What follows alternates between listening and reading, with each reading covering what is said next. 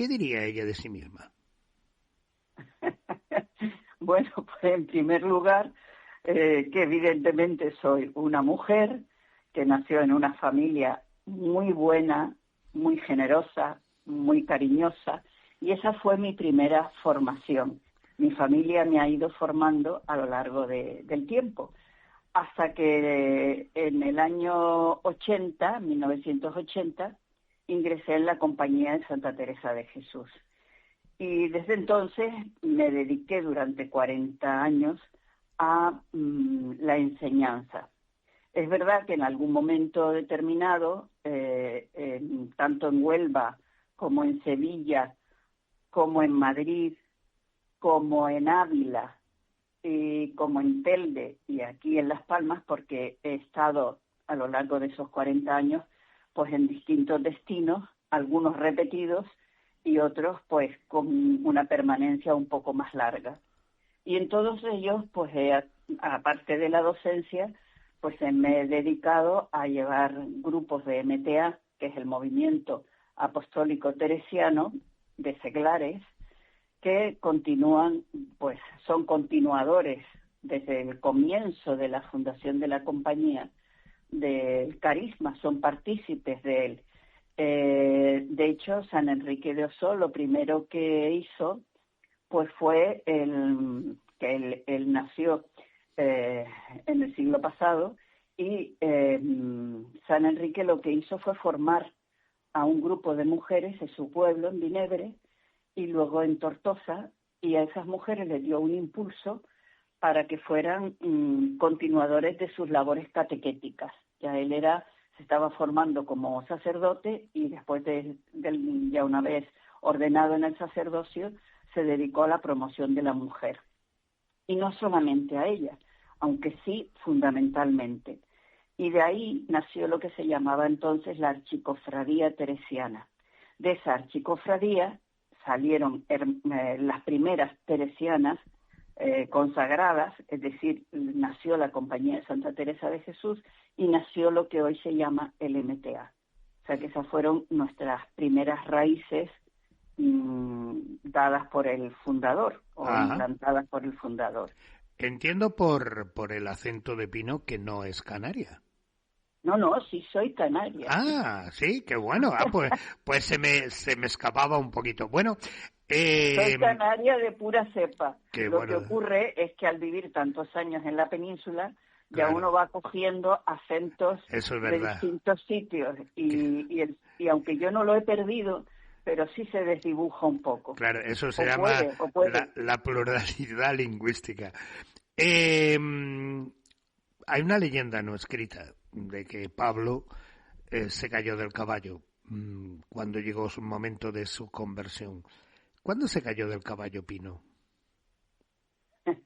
Para que la gente nos entienda, y así suelo explicarlo yo en las catequesis con adultos que tengo actualmente, que participo en la formación de laicos para las familias de los niños que van a hacer la comunión en Nuestra Señora del Pino, en Santa María del Pino, aquí en Las Palmas, y en San Pablo, pues les suelo decir que la caída del caballo de San Pablo no fue otra cosa más que lo que en Canarias decimos, o en el resto de España, caerse del burro. Cuando una persona reacciona y ve algo diferente que le llama la atención, le atrae y por ahí reconduce su vida. Entonces, pues eso me pasó cuando pues Dios tocó el corazón a través de religiosas que conocía, porque en principio a mí me educaron las hijas de la caridad. O sea que antes de ser años. Claro, antes de ser teresiana, Pino fue religiosa. Alumna. Alumna. Ajá. Sí, 13 años alumna de las hijas de la caridad, porque además mi familia vive enfrente del Colegio del Carmen, que está en la calle 29 de Abril, con Luis Morote.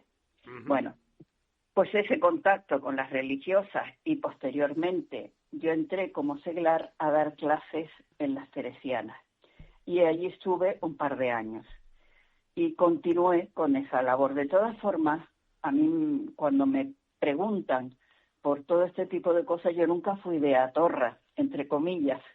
Quiero decir que no era una persona súper piadosa, ni era una persona, iba a misa, pero tampoco era una cosa que a mí...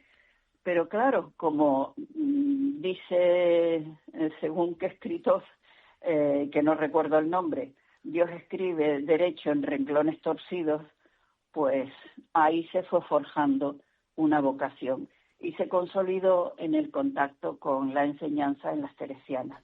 Y en el 1980 ya me fui al postulantado en Ávila. Y ahí continué mi andadura en la vida religiosa hasta ahora. Qué bueno. ¿Qué le dijeron en su casa sus padres cuando Pino dijo, bueno, yo quiero ser religiosa? Igual a lo mejor en su casa hubiesen querido que fuera otra cosa, ¿no? Pero, ¿qué le dijeron? Por lo pronto llevarse las manos a la cabeza. Ay, ay, ay. Pues porque no me veían, como he comentado anteriormente. O sea, yo siempre he sido una persona que disfrutaba mucho de la vida, siempre con unas reglas y unas normas, pero era una persona disfrutona de la vida, salía, pues tenía mis amistades, mi grupo, y no era lo típico, ¿no? Que se ve venir, pues no se veía venir. Entonces, claro, pues le sorprendió. Pero luego, bueno, pues han ido acogiéndolo progresivamente, porque tampoco fue de golpe el decir, aplaudirlo. Claro. Es verdad que mis padres respetaron mi decisión. Yo ya tenía una edad que podía decidir, ya estaba trabajando, ya tenía una cierta independencia económica, etcétera, etcétera, pero respetaron mi decisión. Y hasta el día de hoy, pues bueno, pues siguen acogiéndola como algo que decidí yo. Qué bueno, qué bueno. Bueno, vamos a meternos un poquito en materia, Pino. Las hermanas teresianas, pues son, digamos que continuadoras de ese gran, si se me permite la expresión, monstruo de la Edad Media del siglo XVI, como fue Teresa de Jesús o Teresa de Ávila. ¿Quién fue? Yo creo que es difícil que no haya nadie que no la conozca, pero por si acaso hay algún despistado. ¿Quién fue Teresa de Jesús?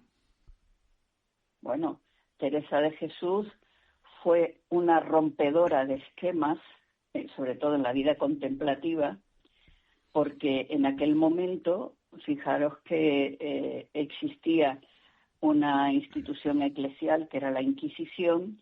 Ella era una mujer muy lista, muy avispada, y inteligente, y cuando ella entró en el convento de la Encarnación, en aquel momento la vida era muy distinta, la vida religiosa contemplativa, muy distinta a la que ella tenía en mente, y además necesitaba como un camino de vida. ¿Qué sucedía entonces? Pues que por aquel entonces había mucha gente que emigraba ya a América a hacer fortuna. Y muchas mujeres de la época, sobre todo de Ávila, pues entraban en los conventos cuando los maridos pasaban 5, 6, 7 y a lo mejor alguno ni aparecía más. Y se fue haciendo aquello como un lugar donde estaba la gente protegida, recogida, aunque aportaban económicamente, porque era gente pudiente. Teresa de Jesús, cuando entró y visionó eso, dijo, no, esto no es para mí, esto no es lo que yo quiero, ni creo que el Señor quiera que la vida religiosa contemplativa sea de estas maneras. Claro, ella lo que hizo fue, pues, salirse y fundar. Y a partir de ahí, pues, se constituyó en el punto de mira de la Inquisición, pero era una persona con unas relaciones sociales impresionantes, porque en los conventos de clausura de aquella época, pues se frecuentaban mucho los locutorios, y allí conoció a todo tipo de personas de todas las categorías sociales. Y en ese contacto con toda esa variedad de personas, le permitió, pues, un tipo de ayuda que le incluida su familia, que le ayudaba a fundar. Y se le fue allanando de alguna manera el camino. El primero que fundó fue en San José en Ávila, el convento de San José, y posteriormente ya fue lo que se denomina la monja andariega. A la par, ella iba escribiendo. Era una persona, fijaros que en aquel entonces, y muy tardíamente en España y en Europa, la Biblia escasamente se la leían las mujeres. Ella todo lo que recogía de la Biblia, todos los mensajes, eran de los sacerdotes, o bien en las Eucaristías, que no eran como ahora, sino a lo mejor una vez al mes, o cuando se pudiera en aquel momento, pero en el locutorio sí que recibía jesuitas, recibía franciscanos, recibía muchos hermanos en la religión de otras congregaciones que la iban poniendo un poco al día, y todo eso iba alimentando su interior, y eso fue lo que le hizo después escribir pues la cantidad de obras que tiene escritas, y que es un referente para la mujer de hoy, las vivencias de la vida de Santa Teresa de Jesús. Ajá. Y fue nombrada la segunda doctora de la Iglesia. La primera, si no me equivoco, la primera fue Santa Catalina de Siena, Ajá. posteriormente ella, y después han sucedido otras religiosas como doctoras de la Iglesia. Pero en un mundo donde los doctores de la Iglesia han sido y siguen siendo mayoritarios, pues fue un hito, ¿no? Claro. Y luego sus escritos, que es un legado que ella nos ha dejado. No obstante, el promotor de que nosotros tengamos la espiritualidad teresiana es San Enrique de Osor. ¿Qué es lo que te iba a preguntar ahora, Pino? ¿Quién fue Enrique de Osor? Pues Enrique de Osor fue un sacerdote catalán que descubrió en Santa Teresa de Jesús la fuerza de su espiritualidad y la capacidad de la mujer para evangelizar y transformar la sociedad. Porque Teresa lo hizo en su tiempo y él la descubrió como un filón para hacerlo en su época, donde también la mujer estaba muy silenciada.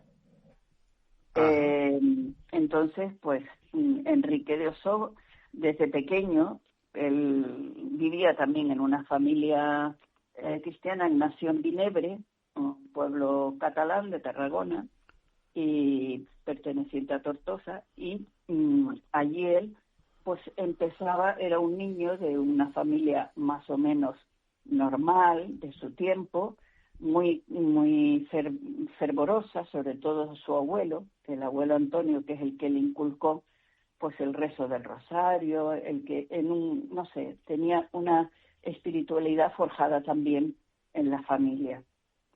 Después él se volvió un apóstol teresiano. Decir Enrique es decir Teresa. No se puede hablar de él sin que la presencia de la santa lo llene todo, porque en ella descubrió la mediación para que mujeres y hombres, niños y jóvenes conocieran a Jesús y se encontrasen con él a través de la oración, entendida, como dice Santa Teresa, un trato de amistad sabiendo estar a solas con quien sabemos nos ama. No lo he dicho correctamente porque así de imprevisto pues me sale lo que voy recordando. Pero vamos conociendo un poquito al fundador. Y de hecho, este año se cumplen los 150 años de la fundación. Efectivamente, que coinciden con el centenario de la llegada nuestra a Las Palmas.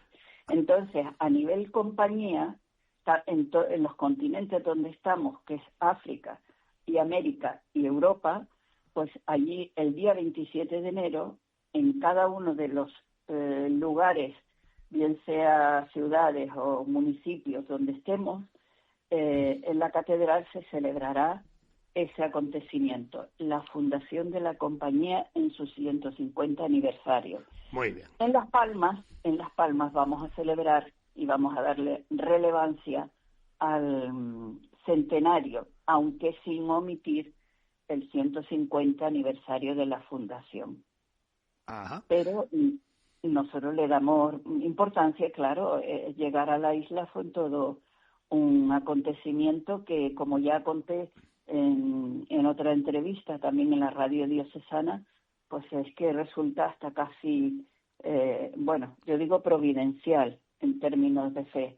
En términos coloquiales sería casi anecdótico, pero fue una llegada sorprendente y por eso también nosotras como que lo acogemos como algo providencial y que hemos llegado casi porque Dios condujo a quien fuera, que sabemos quiénes son. Y como lo he contado, no quería repetirlo. No hay problema ninguno en que, es decir, ¿por qué llegaron aquí a Canarias? Pues mire, llegamos porque primero no estaba en la mente de la compañía, que ya estaba extendida en América, en algunos países, en África y en muchos lugares de España. Entonces, esta fundación no estaba prevista. No es que no se fuera a hacer, en principio ni se pensaba en ella. ¿Qué ocurrió? Pues que aquí había una profesora cubana que tenía un colegio en la calle Triana y se tenía que ir a Cuba. En esos viajes que ella hacía a Cuba, bien fuera para ir trasladando sus enseres o para visitar a su familia, conoció de cerca a las teresianas que estaban allí, de nuestra congregación. Ajá. Y entonces le gustó el ideal educativo que teníamos. Y pensó que al tener ella que marcharse de la isla, pues que no había mejor opción que dejar que las teresianas se hicieran cargo de ese colegio con las niñas que tenían. Eso empezó pues así, de esas maneras, con ese pensamiento de esta señora, doña Concepción. Y posteriormente, al llegar a la isla, se puso en contacto con un canónigo de la catedral que le comunicó ella al canónigo lo que había visto y que insistía para ver si desde el obispado se reclamaba, o normalmente los obispados son los que presentan necesidades a las congregaciones y la traen. Pero este no fue el caso. No hubo respuesta de momento, pero he aquí que un barco que venía de América y retornaba después de pasar por África a América, al pasar por aquí venían dentro un grupo de adoratrices, de hermanas adoratrices, y una de ellas se enfermó y llamaron a este sacerdote para que fuera al barco. Al llegar a cubierta, de lejos descubrió otros hábitos de hermanas que no conocía.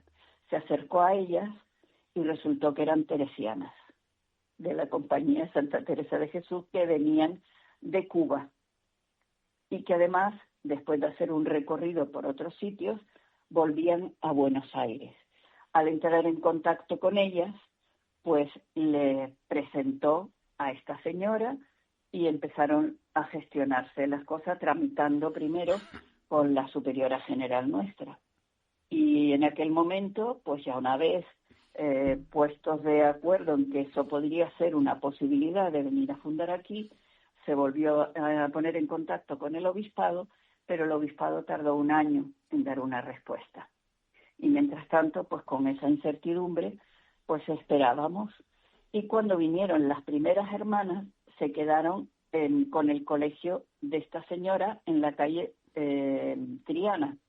El colegio enseguida se hizo pequeño, porque empezaron a llegar más alumnado, y se trasladó a la calle Herrería, por detrás de la catedral.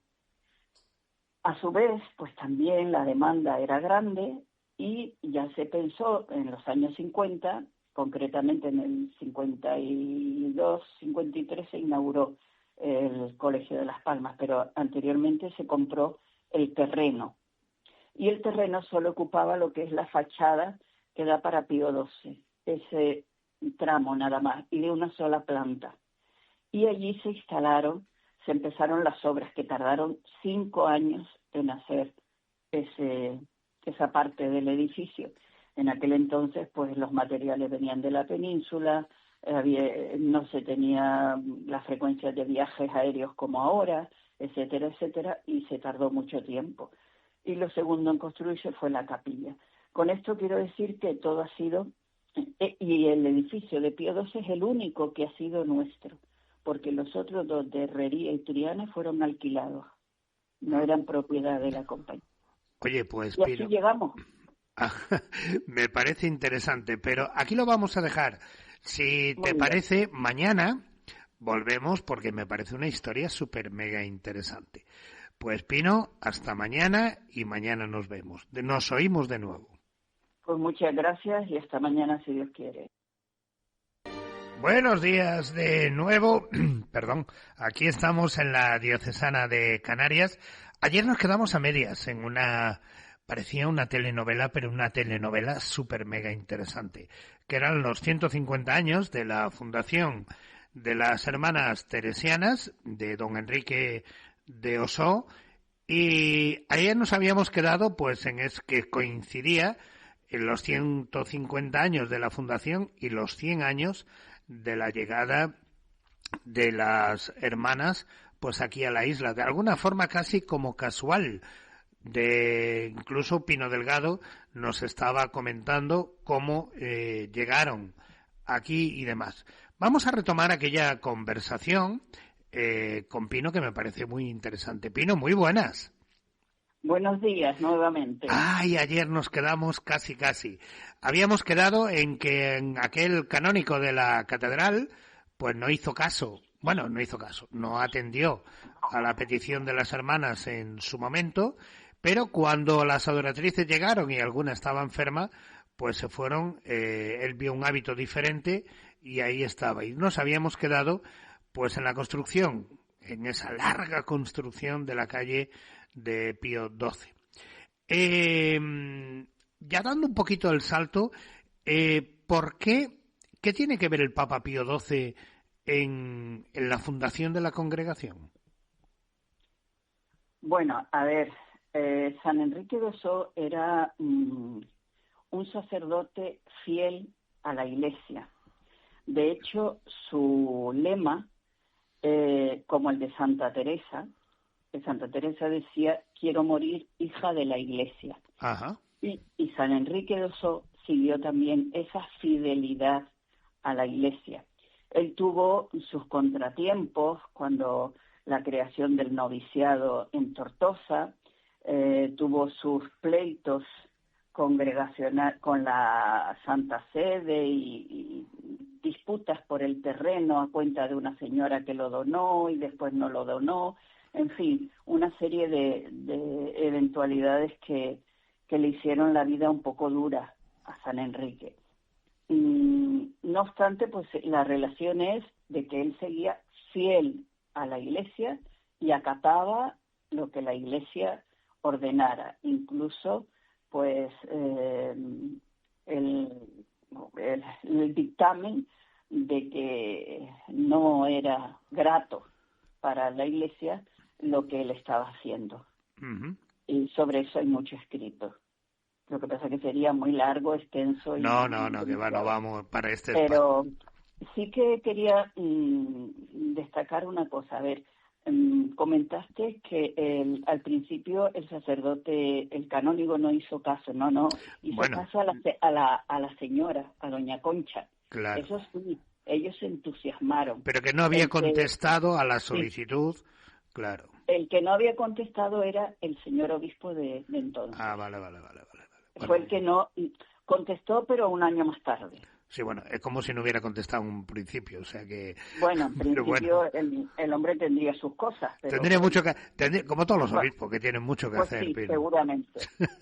Lo que sí me gustaría destacar en esta entrevista es que Enrique de Ossó es el patrono de los catequistas españoles. Ah. Cosa que no es muy conocida. Pues no. Ni siquiera aquí en la isla. Desde que yo estoy en el mundo de la catequesis, a tiempo completo casi, pues me he preocupado mucho, igual que otras hermanas, de difundir esa figura de San Enrique de Ossó como catequista. Uno de sus grandes escritos fue la guía práctica del catequista, que revela la visión de la formación en sentido amplio, una formación integral que busca no solo enseñar contenidos, sino también formar en valores y acercar a los niños y niñas a Jesús, en definitiva, a Dios. Y todo ello despertando la necesidad de orar como hacía Teresa, tratando de amistad con quien sabemos nos ama. Entonces, esa dimensión de patrono de los catequistas es algo que yo creo que debería todavía potenciarse a todos los niveles en las diócesis españolas. Yo sé de algunas que los hacen, porque la diócesis de Tarragona, pues claro, él era catalán, claro. En Barcelona también, aunque no sea, es verdad que ahora la religión o la religiosidad o las espiritualidades religiosas están un poco, no sé cómo decir, difuminadas o devaídas o en bajo tono, aunque hay un resurgir, y lo puedo decir de primera mano. Oye, por cierto, te iba a preguntar, Pino, ¿ustedes a nivel vocacional cómo andan? Pues mira, en África tenemos unas 17 novicias. Ah, qué bueno. Y en América tenemos unas 10 u 11. Ah, qué bien, qué bien. En España hemos tenido a lo largo de estos últimos años diferentes personas, mujeres, que se han acercado a nosotros y han convivido con nosotras para ver para ver nuestra forma de vida y tomar decisiones. O sea, han tenido un tiempo de discernimiento con nosotras. Ajá. ¿Qué ocurre? Pues mira, puedo decir, una de ellas era militar, o sea, gente un poquito mayor. Mayor quiero decir de 28, 30, 32 años. Ajá. No era como antiguamente, que las novicias con frecuencia eran muy jóvenes. Claro. Como ocurría con los sacerdotes. Sí, sí. Que se iban a los seminarios menores con 12, 13 años. Pues eso hoy no ocurre, incluso en el sacerdocio. Hoy hay, en la diócesis, hay aspirantes al sacerdocio que son adultos, viudos, gente que ya ha tenido una formación académica, ya ha tenido una profesión y ahora optan por otro camino. Entonces, aquí en España nos ha sucedido eso y nos sigue sucediendo. Que tenemos gente que se acerca para conocernos y ver, pues sí. Que cuajan, pues difícilmente. ¿Por qué? Quizás porque aquí hay todavía mucha oferta. La gente, ya sabemos, por la sociedad en sí, no por la vida religiosa, por la sociedad, que la gente no huye del compromiso. Huye del compromiso en la vida matrimonial, huye del compromiso en pareja, huye del compromiso familiar, huye por las razones que sea, pero no hay un compromiso que lo hay en algún grupo determinado de personas. Yo no digo que esto sea general, pero sí que es muy frecuente encontrarte con gente joven, y cuando digo joven, digo de 20 a 35 años, que todavía les cuesta dar un paso de compromiso permanente. Y eso yo creo que la diócesis también es consciente.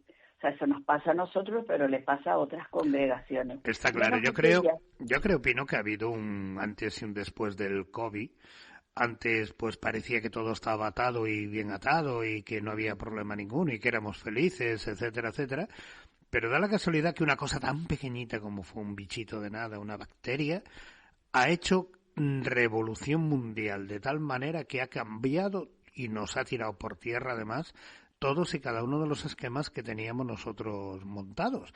Y hoy parece como que estamos viviendo pues ese bache, no solamente vocacional, sino, bueno, un bache religioso que efectivamente afecta a la historia vocacional. Nos va a costar, yo creo, ¿verdad?, remontar el vuelo.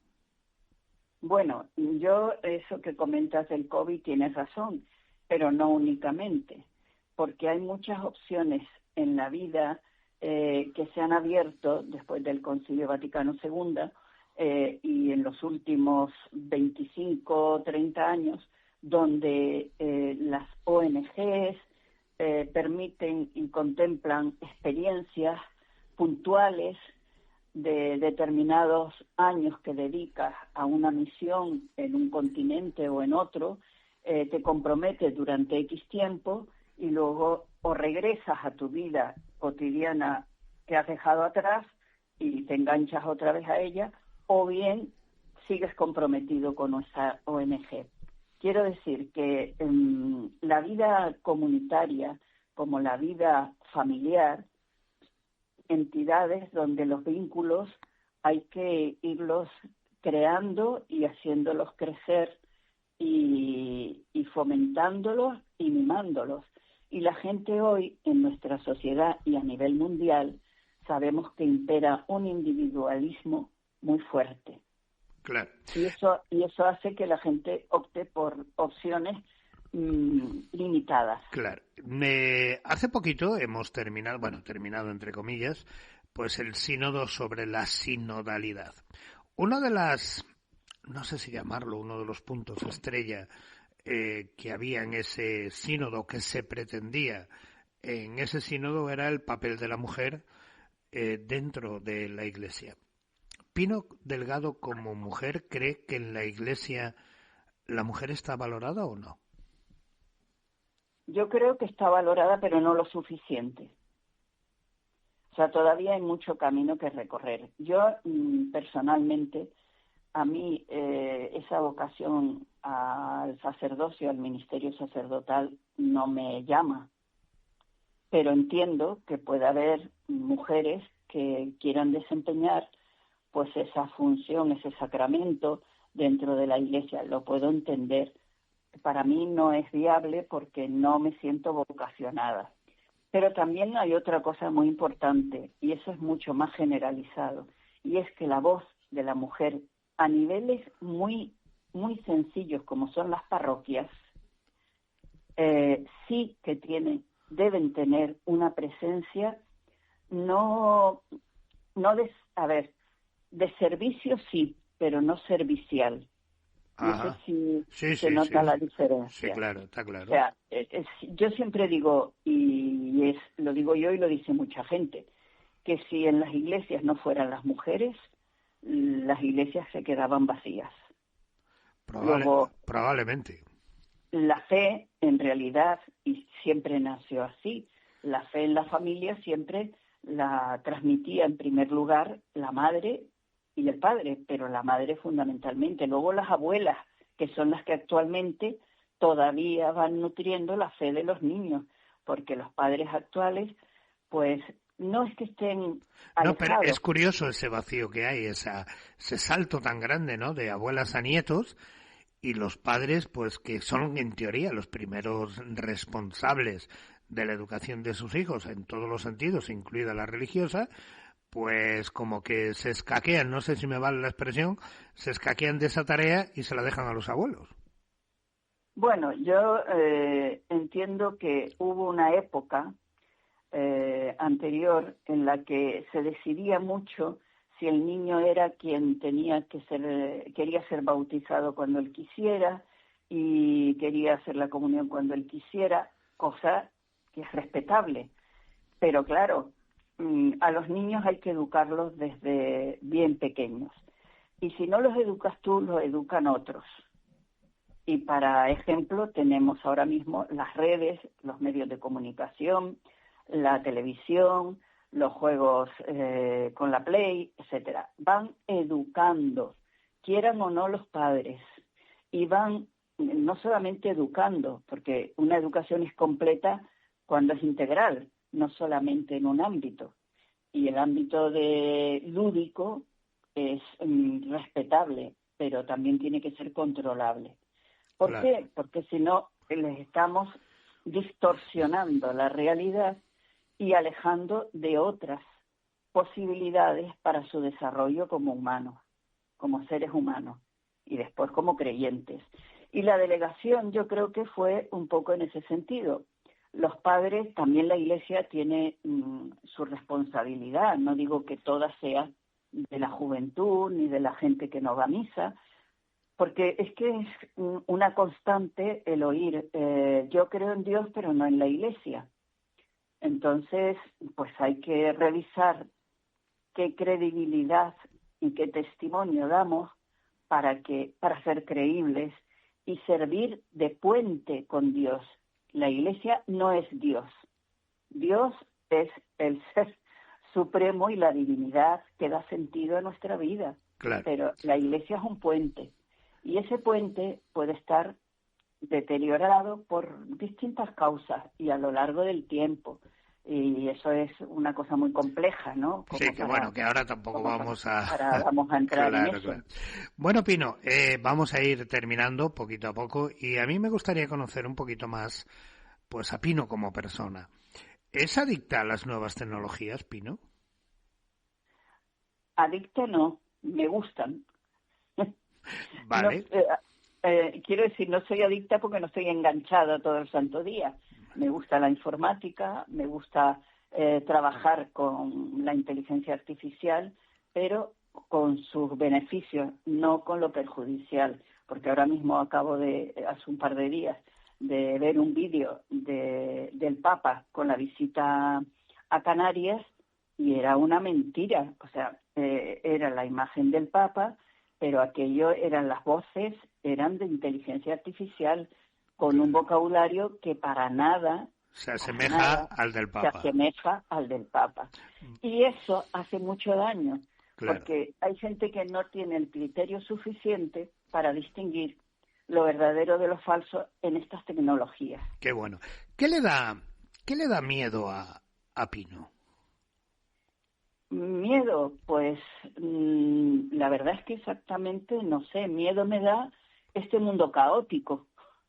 O sea, este despropósito en gobernabilidades de distintos países, las guerras que se comercian con ellas, porque la guerra es un comercio de armas, la destrucción de la humanidad en sí misma por distintas influencias negativas y siempre gestionadas a través de la economía y de deshumanizar a la persona, eso sí me da miedo. ¿Y qué le ilusiona a Pino? Me ilusiona, pues mantener viva la ilusión con la edad que tengo de continuar contagiando a la gente con la que tengo a mi alrededor, sobre todo digo las catequesis porque yo no doy a los niños, doy formación a los padres de los niños. Qué bueno. Y son gente entre 25, 35, 36 años. Bueno. Y veo el ansia. Y después sí que doy catequesis de confirmación también a adultos, y los adultos tengo un grupo de 13, 14 en Santa María del Pino, que tienen de entre 22 años y el mayor 58. ¡Qué bueno, qué bueno! Y en este arco, pues son profesionales, que es lo que también me llama la atención. Gente que trabaja en el gobierno, gente que trabaja en la política, gente que ejerce su profesión en empresas, incluso de limpiadoras, pero que hay distintos niveles. Un abanico muy amplio. Un abanico muy amplio y que la gente tiene sed, este tipo de personas más jóvenes o de mediana edad, tienen sed de volver a las raíces. Qué bueno. Del Evangelio. Para terminar, Pino, nos gustaría que brevemente nos invitaras pues a los 150 años y a los 100 años de la presencia de las hermanas teresianas en Gran Canaria. Hombre, por supuesto, sobre todo el 27 de enero, o sea, el martes de la siguiente semana, creo que es, porque ya pierdo el norte. El martes de la próxima semana, a las 6 de la tarde, en la catedral, será la apertura del centenario de la llegada y a la vez la celebración del 150. Y están invitados todos los oyentes, vengan de donde vengan. Qué bueno. Porque, no sé, es un momento en los que nosotras cuando llegamos y a lo largo de estos 100 años nos hemos sentido muy acompañadas y queridas por la sociedad canaria, y es una forma también de manifestar ese cariño y ese reconocimiento pues a la labor de tantas hermanas que han pasado por la isla a lo largo de estos 100 años. Ajá, pues Pino Delgado, muchísimas gracias por compartir con nosotros estos 2 días, este ratito de tu tiempo, donde nos hemos acercado un poquito a la espiritualidad teresiana, donde nos hemos acercado a Enrique de Ossó, donde nos hemos acercado a Teresa de Jesús y sobre todo donde nos hemos acercado a esos 100 años, a esa inauguración del centenario de la presencia de las hermanas teresianas en nuestra isla. Pino, muchísimas gracias. De todas formas, me da pena no nombrar los sitios donde en la isla hemos estado. Bueno, ¿qué son? Barranquillo de Onzoilo. Barranquillo de Onzoilo. En Telde, que tenemos otro colegio. ¿Telde? En Agüime. Agüime. En la Fundación de Jesús Sacramentado. Ajá. Allí hemos estado y hemos tenido una comunidad durante muchos años. Uh-huh. Y esa presencia nos ha enriquecido a todos. Y quiero nombrarlos, aunque para ellos tengamos un momento determinado de difusión, para que sean conocedores también de que nuestra presencia no se ha limitado solo a la capital. A la capital, sino también a los diferentes pueblos a lo largo y ancho de estos 100 años. Pues Pino, muchísimas gracias, un abrazo y hasta siempre. Gracias a ustedes, un abrazo. Pues señores, hasta aquí hemos llegado. Han sido 2 días en los que hemos intentado conocer un poquito la espiritualidad y la forma de ser y de vivir de las hermanas teresianas de don Enrique de Ossó. Pues ya saben lo que les digo, fin de semana, tengan cuidado, cuídense, disfruten de la vida, pero sobre todo disfruten de aquellos que más le quieren. Chao, hasta la próxima.